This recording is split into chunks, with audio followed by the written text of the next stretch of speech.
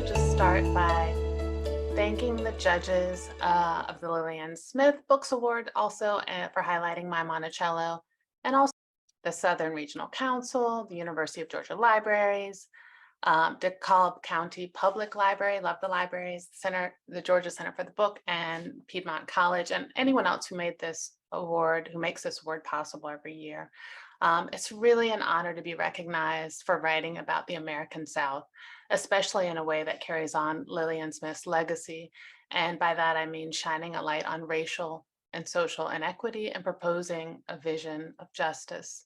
Smith's example is needed as much today as ever. And what I mean by that is it highlights that all of us, whatever our identities, should and must advocate for social justice, racial equity, and revolutionary environmental reform.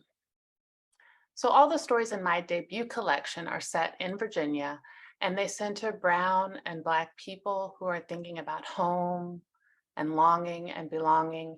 And since this is a work of fiction, I'm going to read a short bit from the inaugural story in this collection. This is a collection of short stories, and the first story is called Control Negro, and it's my dad's favorite.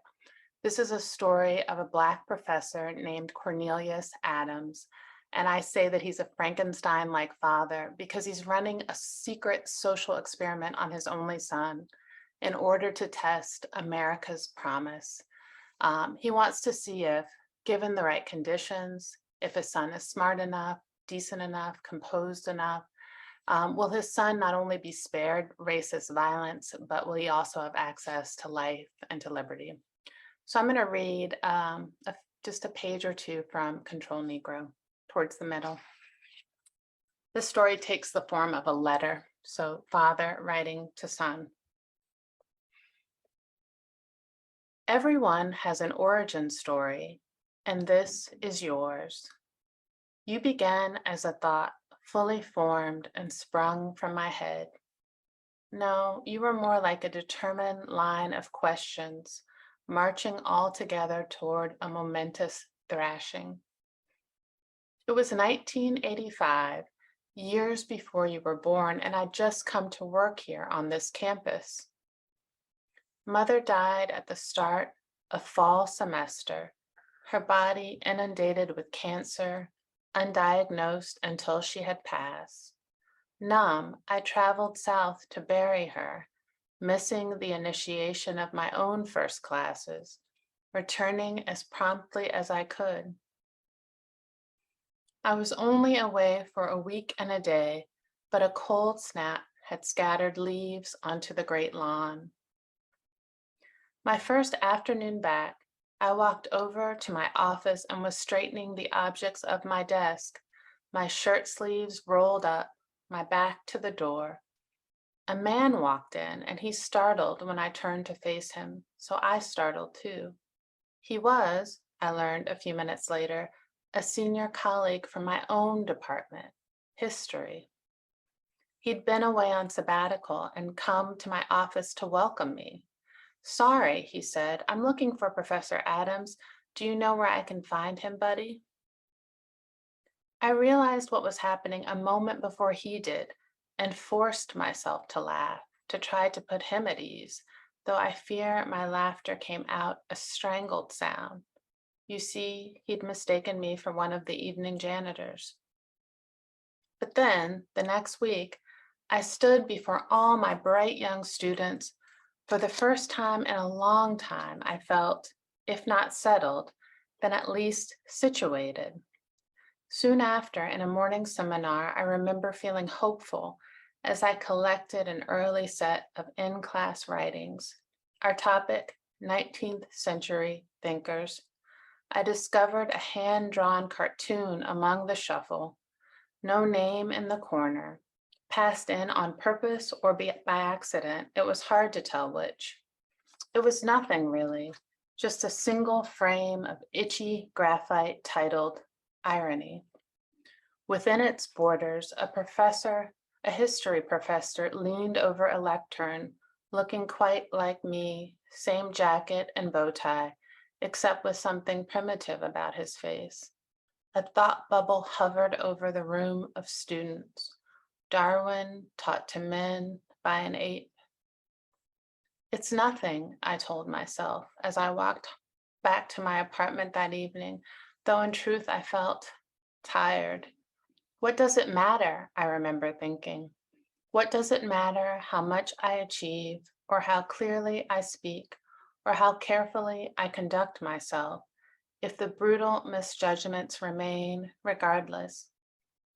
What if even here they cannot bring themselves to see me and instead see something oblique reflected where I thought I stood?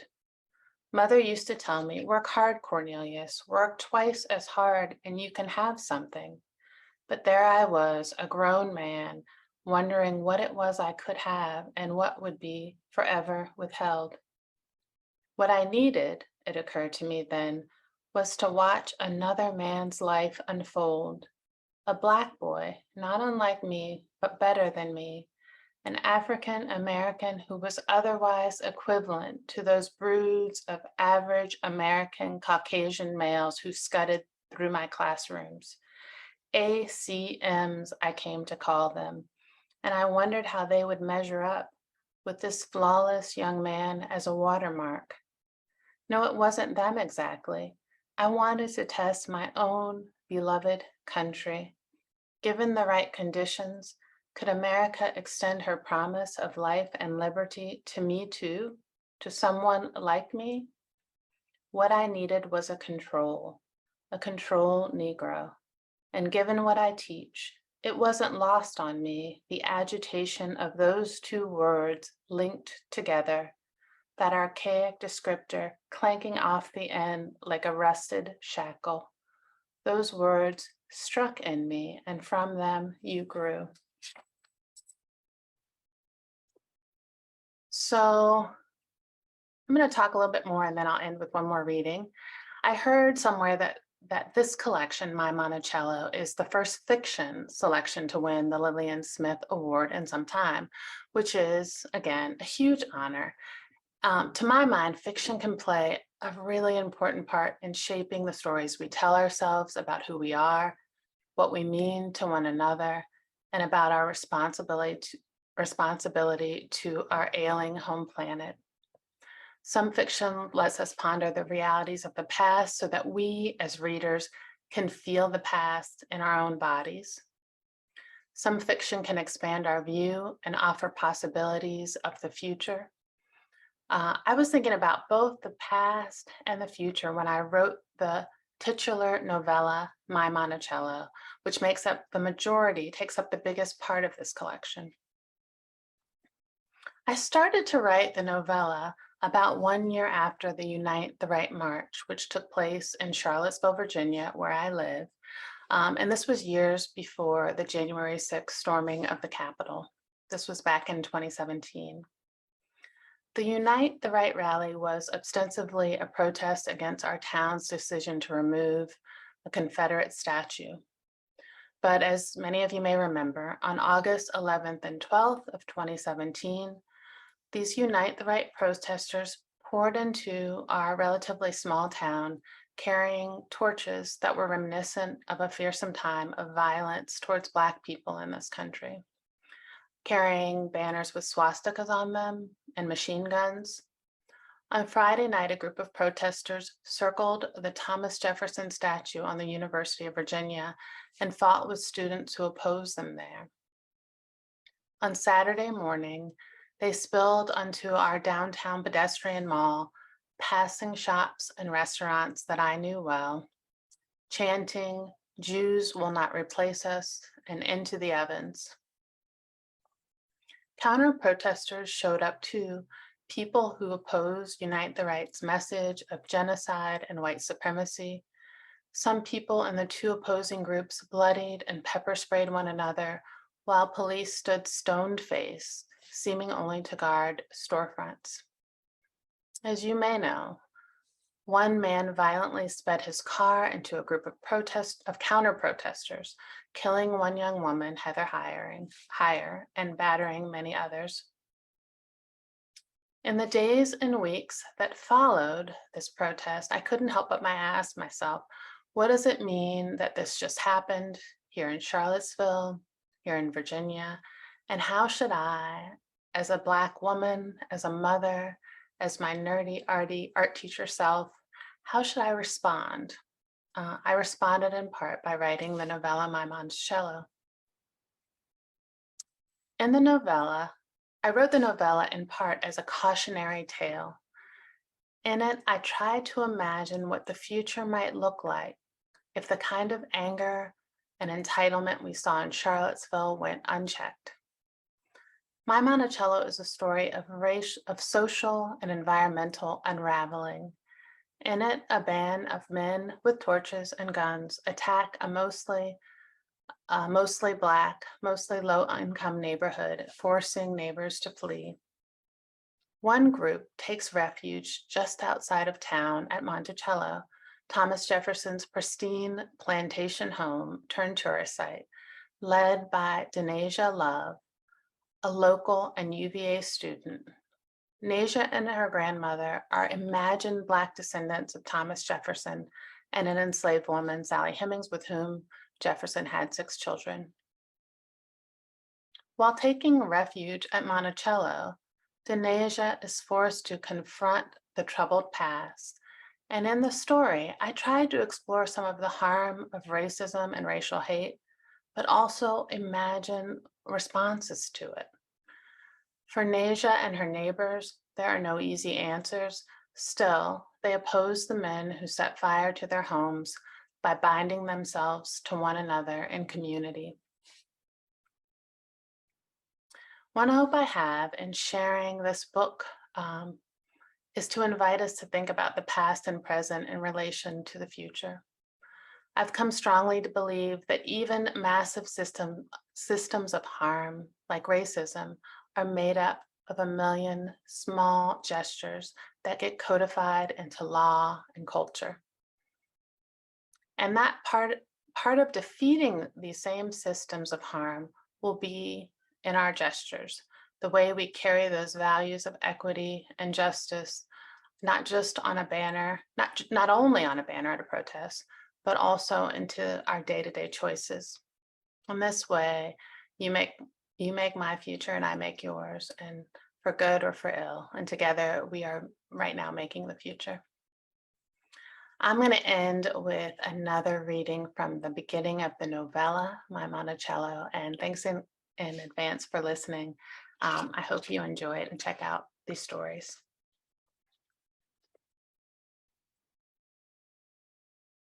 My Monticello.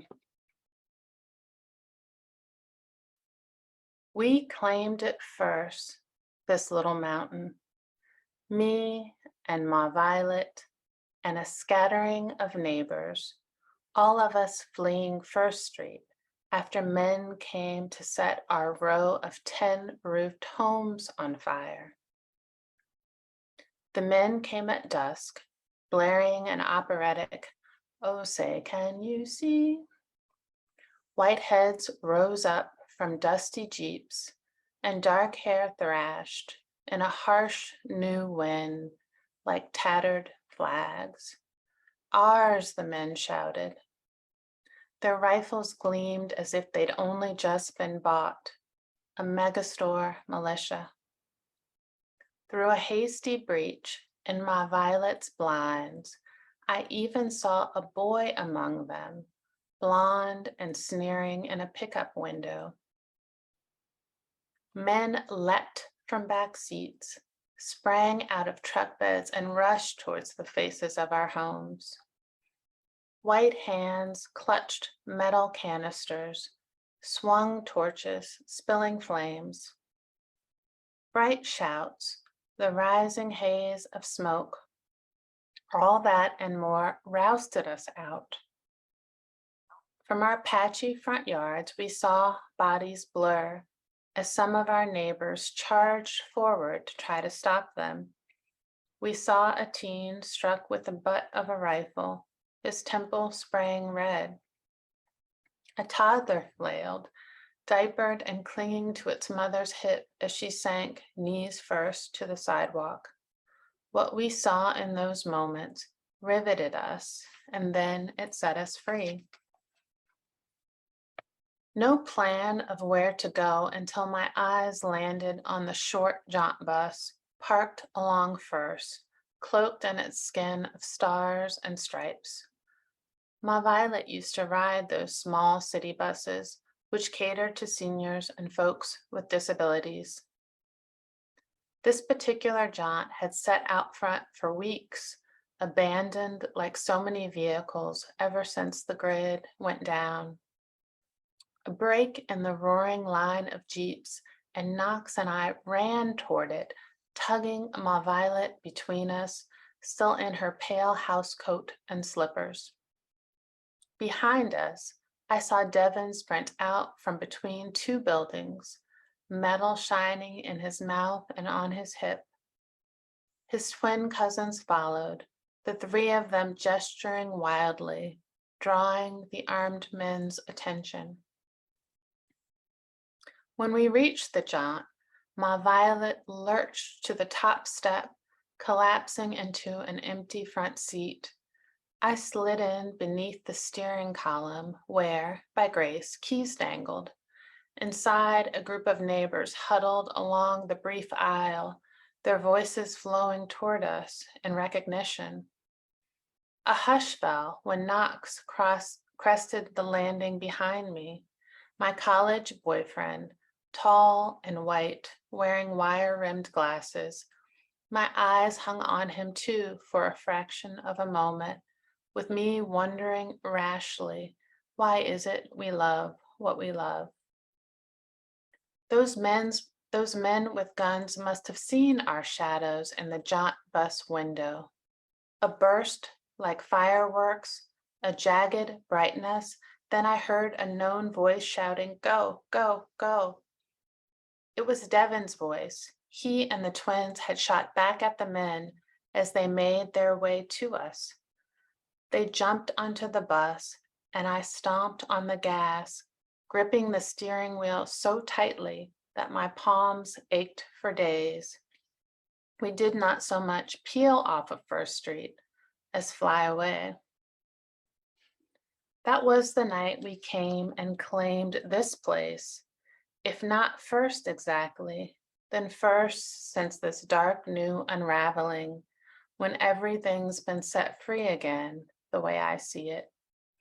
Not to mention our original due, denied, dismissed, but still there teeming in our blood, at least in Ma Violet's and in mine.